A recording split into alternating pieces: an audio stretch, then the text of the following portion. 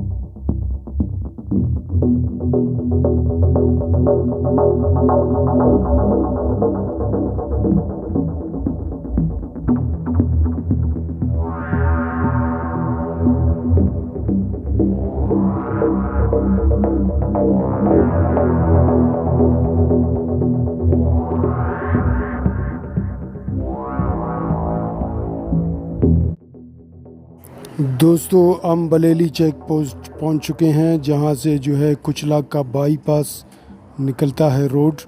तो मिलते हैं अगले वीडियो में। वापसी पर बड़ी बस में सफ़र करेंगे। तब तक के लिए अल्लाह हाफ़िज़।